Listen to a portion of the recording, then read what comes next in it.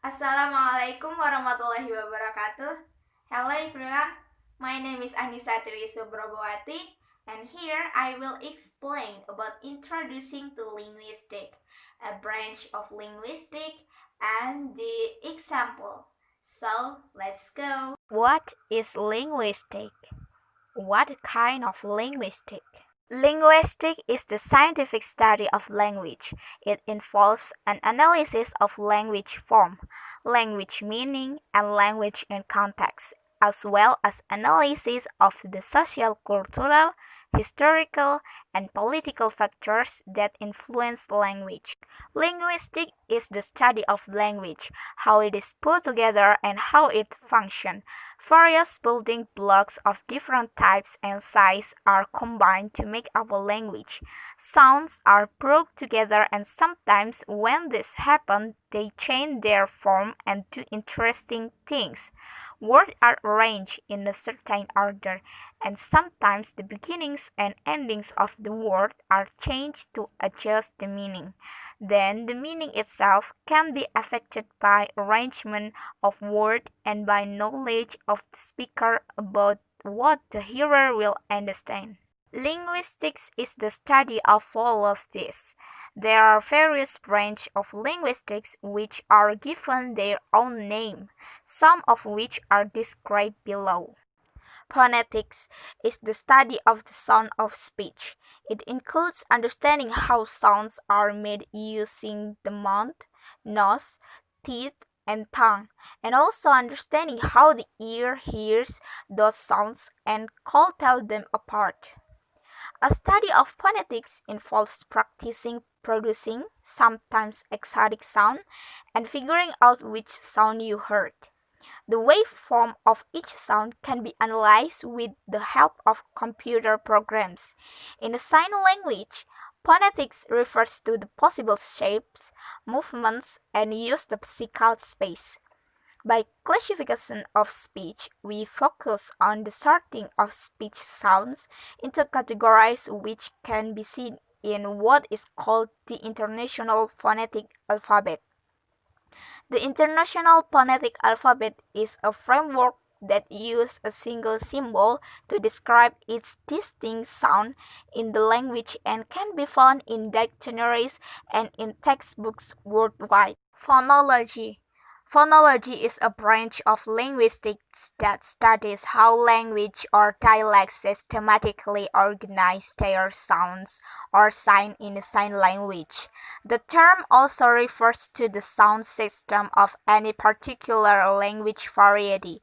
At one time, the study of phonology only related to the study of systems of phonemes in spoken language. Phonology makes use of the phonetics in order to see how sounds or signs are arranged in a system for each language. In phonology, it matters whether sounds are contrastive or not, that is, whether substituting one sound for another gives a different or contrastive meaning. Morphology is the study of words, how they are formed, and their relationship to other words in the same language.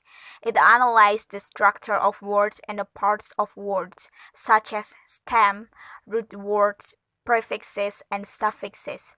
Morphology also looks at the part of speech, intonation, and stress, and the ways context can change a word's pronunciation and meaning. Morphology looks at how individual words are formed from smaller chunks of meaningful unit called morpheme. There are two types of morpheme, namely free and bound.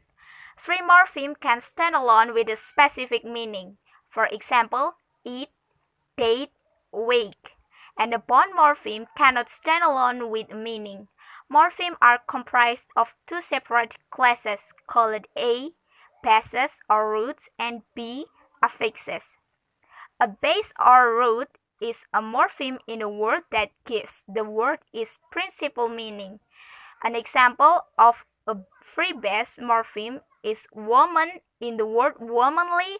An example of a bound base morpheme is sand in the word decent. Syntax is the set of rules, principles, and processes that govern the structure of sentence or sentence structure in a given language, usually including word order. The term syntax is also used to refer to the study of such principles and process. Syntax is the study of how phrases, clauses, and sentences are constructed and combined in a particular language. Writing a grammar requires defining the rules that govern the structure of the sentence of the language. Such rules involve both the order of word and the form of word in their various possible positions. There are common patterns among even unrelated language, and many linguists believe this is the result of general principles which apply to most, if not all, language. Discourse analysis is a research method for studying written or spoken language in relation to its social context. It aims to understand how language is used in real-life situations. Discourse analysis look at the bigger chunks of language: text, conversation, stories, speeches, extract. Different types of text use language differently, and there can even be difference in how a language is used based on the genre. For example, once upon a time is an appropriate start to a fairy tale, but not a news story on the evening news. Discourse features can also show important principles of organization, such as which players in a story have key roles and which just have bit parts. Semantics is the study of meaning. It focuses on the relation between words, phrase, and other bits of language and on how these words and phrase connect to the world. Semantics is the subfield that studies meaning. Semantics can address meaning at the levels of word, phrase, sentence, or large units of discourse. One of the crucial questions which unites different approaches to linguistic semantics is that of the relationship between form and meaning. Pragmatics is a subfield of linguistics and semantics that studies how context contributes to meaning. Pragmatics means practical or logical. Pragmatics is similar, but it involves the study of how speakers of a language use the language to communicate and accomplish what they want. Pragmatics looks more at the relationship between speaker and listener, which allows assumption to be made about the intent message considering, for example, the way context contribute to meaning. Pragmatics means practical or logical. If someone call you pragmatic, they mean that you tend to think in terms of the practical or logical rather than the ideal situation. The term pragmatic is used in contrast to semantics.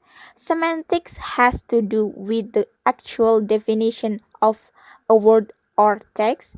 Pragmatics refers to how words are used in practical sentence. Words can mean different things, and often the same word can mean something different depending on the context in which it's used. Words can also carry symbolic meaning, and in practice or practical situation, we will apply our understanding of symbol as we read or listen to others. Historical linguistics is the study of not only the history of language, as the name implies, but also the study of how language change and how language are related to one another. It might seem at first that this would be rather dull, uneventful field of study, but that is far from the truth. Historical linguistics is full of lively debate and controversy. I will point out controversial things when they come. And occasionally, some nasty words are thrown around. This is study of how language have changed over time. Some change happen because of slow, maybe incremental change within the language, such as in pronunciation or in the meaning of word. Other changes happen because the contact with speaker of other language. The most well-known example of this borrowing, but language contact can cause other types of change as well. It can be interesting to compare phonology, syntax, and word lists or similarly or geographically close language to see how similar they are. Some linguists then use this information to figure out the past of the language, such as when two languages split from each other combined with other known facts about the speakers of the language. It can lead to important discoveries about their history. Sociolinguistic is the descriptive study of the effect of any and all aspects of society, including cultural norms, expectation, and context, on the way language is used and society's effect on language. It differs from sociology of language, which focuses on the effect of language on society. Sociolinguistic is the study of society and language. Sociolinguistic might use surveys to examine in which context a language is used. Example, market, home, school, workplace, and the attitudes to each language, particularly in multilingual contexts. They may look at ways the variation in a particular language correlates with social factors such as speaker age, ethnic identity, location, and experience. Thank you very much for your attention and wassalamualaikum warahmatullahi wabarakatuh.